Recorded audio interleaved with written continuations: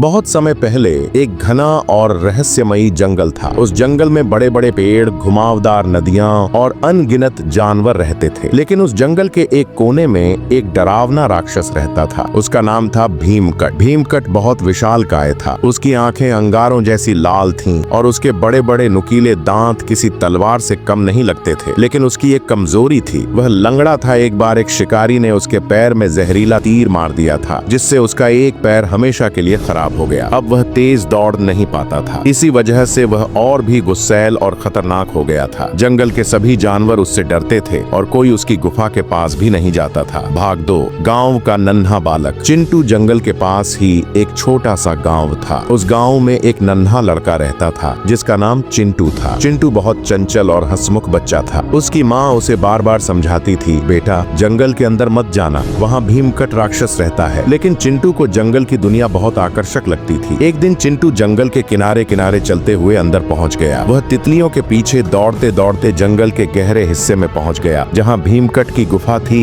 भीमकट गुफा के बाहर बैठा था। उसका चेहरा उदास था और उसका पैर बुरी तरह दर्द कर रहा था। तभी चिंटू की नजर उस पर पड़ी। वह डर के मारे कांपने लगा, लेकिन उसने देखा कि राक्षस दर्द में कराह रहा है। आप ठीक हैं? चिंटू ने हिम्मत जुटाकर पूछा। राक्षस ने अपनी लाल आंखों से चिंटू की ओर देखा और गुर्राया, तुम यहाँ क्या कर रहे हो नन्हे मानव? लेकिन चिंटू की आंखों में डर कम और सहानुभूति ज्यादा थी। उसने धीरे धीरे पास जाकर पूछा, आपका पैर बहुत दर्द कर रहा है ना? भीमकट चुप हो गया। सालों बाद किसी ने उससे इतने प्यार से बात की थी। हाँ, यह पैर मुझे बहुत तकलीफ देता है, भीमकट ने धीरे से कहा। भाग 4। दोस्ती की शुरुआत। चिंटू ने सोचा और फिर बोला, अगर आप चाहें तो मैं आपके पैर का इलाज कर सकता हूँ। मेरी माँ ने मुझे कुछ औषधियाँ सिखाई हैं। भीमकट को पहले तो यकीन नहीं हुआ, लेकिन फिर उसने हाँ कर दी। चिंटू पास के पेड़ पौधों से औषधियां इकट्ठा करने लगा। उसने पतों का लेप बनाया और राक्षस के पैर पर लगाया। कुछ दिनों तक चिंटू रोज गुफा में आता, भीमकट के पैर की मरहम पट्टी करता और उसके साथ बातें करता। धीरे धीरे भीमकट का दर्द कम होने लगा और वह थोड़ा थोड़ा चलने भी लगा। दोनों में गहरी दोस्ती हो गई। भीमकट अब चिंटू को अपने कंधों पर बैठाकर जंगल घुमाने ले जाता। भाग 5। गांव का भय। एक दिन गांव के कुछ लोग जंगल में गए और उन्होंने चिंटू को राक्षस के साथ खेलते हुए देख लिया। वे घबराकर गांव लौटे और सरपंच को सब कुछ बता दिया। गांव में डर फैल गया। वह राक्षस हमारे बच्चों को खा जाएगा, एक बुजुर्ग आदमी चिल्लाया। सरपंच ने ऐलान किया, कल सुबह हम राक्षस को मारने जंगल जाएंगे। चिंटू ने यह सब सुना और वह दौड़ता हुआ भीमकट के पास पहुंचा। भीमकट, गांव वाले तुम्हें मारने आ रहे हैं, चिंटू ने रोते हुए कहा। भीमकट ने गहरी सांस ली और बोला, चिंटू मैं तुम्हारे गाँव वालों से लड़ाई नहीं करूंगा, मैं अब जंगल छोड़ दूंगा। भाग 6। समझौता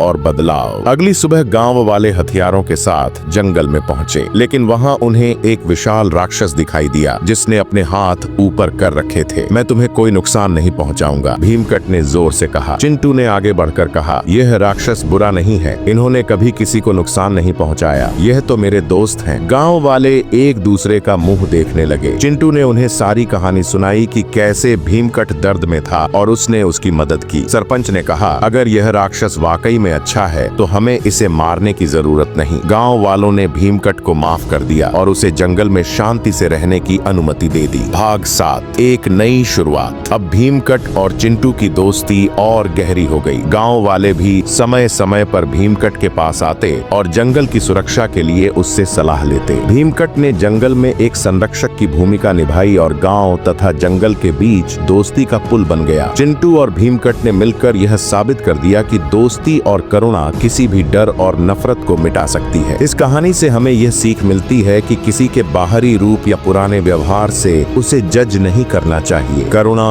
प्रेम और समझदारी से हर समस्या का हल निकाला जा सकता है।